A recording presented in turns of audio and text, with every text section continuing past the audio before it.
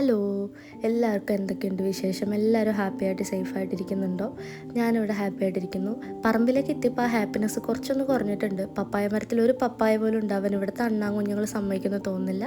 രാവിലെ നമുക്ക് കഴിക്കാനായിട്ട് എക്കാലത്തെയും എൻ്റെ ഏറ്റവും ഇഷ്ടമില്ലാത്ത പലഹാരമായിട്ടുള്ള റവ ഉപ്മാവും അതുപോലെ തന്നെ ബുൾസയുമാണ്. ബുൾസൈ എനിക്കിഷ്ടമാണ്, റവ ഉപ്മാവ് എനിക്കിഷ്ടമല്ല.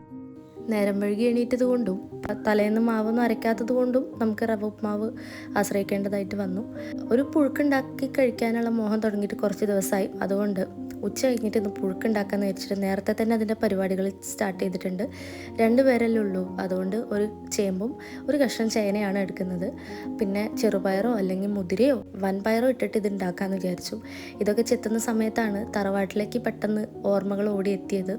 അമ്മേൻ്റെ തറവാട്ടിൽ പണ്ട് നമ്മൾ ചെറുതായിരിക്കുന്ന സമയത്തൊക്കെ ഇടയ്ക്കിടയ്ക്ക് അമ്മമ്മ ഞങ്ങൾക്ക് പുഴുക്കൊക്കെ ഉണ്ടാക്കി തരുമായിരുന്നു. അമ്മമ്മ ഉണ്ടാക്കുന്ന പുഴുക്കിന് വേറൊരു ടേസ്റ്റാണ്.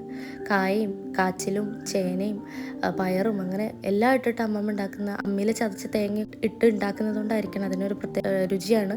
അത് വാഴയിലയിൽ കഴിക്കുമ്പോൾ പിന്നെ ഒന്നും പറയാനില്ല. അതിൻ്റെ ഒപ്പം ഒരു കട്ടൻ കാപ്പിയും കൂടെ ഉണ്ടാവും, അല്ലെങ്കിൽ കട്ടൻ ചായ, അല്ലെങ്കിൽ ഒരു ചുക്ക് കാപ്പി. നമുക്ക് വയനാട്ടിൽ കട്ടൻ ചായനെക്കാട്ടും എനിക്ക് തോന്നുന്നു കട്ടൻ കാപ്പിയാണ് എല്ലാവരും കുടിക്കുന്നത്. അവിടുത്തെ ആ ഒരു തണുപ്പ് കാലാവസ്ഥയ്ക്ക് കാപ്പിയാണ് പൊതുവെ എല്ലാവരും കുടിക്കാറുള്ളത്. ഇതിൻ്റെ ഇടയിൽ നമ്മുടെ ചേമ്പും ചേനയൊക്കെ കഴുകി വൃത്തിയാക്കി അരിഞ്ഞെടുത്ത് കുക്കറിൽ വേവിക്കാൻ വെച്ചിട്ടുണ്ട്.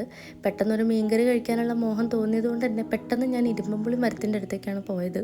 മീൻ ഞാൻ ഓർഡർ ചെയ്തിട്ടുണ്ടായിരുന്നു, അയിലയാണ് ഓർഡർ ചെയ്തത്. ഫസ്റ്റ് ടൈമാണ് മീൻ ബ്ലിങ്കിറ്റിൽ ഓർഡർ ചെയ്യുന്നത്. വരുമ്പോൾ അറിയാം എന്താവുന്നു. അങ്ങനെ ഇന്ന് എനിക്ക് തിരക്ക് പിടിച്ച് മീൻകറി ഉണ്ടാക്കണം. അതുകൊണ്ട് ഞാൻ ഇന്ന് മീൻ തിളപ്പിക്കാനാണ് പോകുന്നത്.